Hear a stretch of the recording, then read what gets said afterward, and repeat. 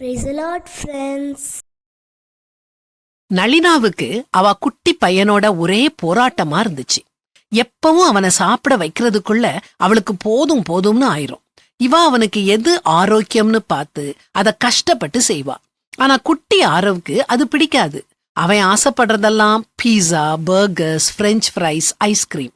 ஒவ்வொரு தடவை சாப்பிடும் போதும் இதுல ஏதாவது ஒன்ன தர சொல்லி அவன் அடம் பிடிக்க, இவ அவனை கண்டிக்க, சாப்பிடும் நேரம் அவங்க வீட்டுல கிட்டத்தட்ட ஒரு போர்க்களம்தான். ஆரவுக்கு காலை சாப்பாட்டுக்கு பிரெஞ்ச் ஃப்ரைஸ், ஐஸ்கிரீம் வேணும். மத்தியானத்துக்கு பீஸா வேணும். ராத்திரிக்கு பர்கர்ஸ் வேணும். சரி, அவன் ஆசைப்படுறானேன்னு தினமும் அவனுக்கு இப்படி கொடுக்க முடியுமா? நிச்சயமா முடியாது.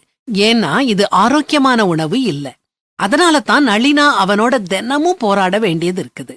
நாமும் ஆரவ் மாதிரி தான் இருக்கிறோம். நமக்கு சில ஆசைகள் இருக்குது. நம்ம ஆசைப்படி எதுவும் நடக்காட்டி நம்ம உடனே சோர்ந்து போய் அவ்வளவுதான், வாழ்க்கையே முடிஞ்சு போயிட்டுதுன்னு நினைக்கிறோம். ஆரவ் நளினாவை தொந்தரவு படுத்துறது மாதிரி நாமும் அழுது புலம்புறோம். நாம விரும்புற வழியில நாம ஆசைப்படுறது மாதிரி நம்ம வாழ்க்கை போகணும்னு நாம நினைக்கிறோம். அப்படி போகாட்டி கத்துறோம், கதறோம். உண்மைய சொல்ல போனா கடவுள் தம்முடைய வழிகள்ல நம்மள நடத்துறது ஆரோக்கியமான உணவை நமக்கு கொடுக்கறது மாதிரி. கர்த்தருடைய நியாயங்கள் உண்மையும் அவைகள் அனைத்தும் நீதியுமாயிருக்கிறது.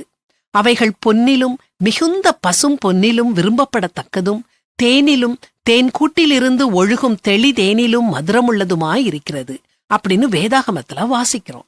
இனிமேல் நம்ம இஷ்டத்தை விட்டுட்டு தேவனுடைய சித்தத்துக்கு நம்மள ஒப்பு கொடுத்து அவர் காட்டும் வழியில சந்தோஷமா பயணிப்போம். அவர் நம்மள ஒரு நாளும் கைவிட மாட்டார். Thank you. God bless you.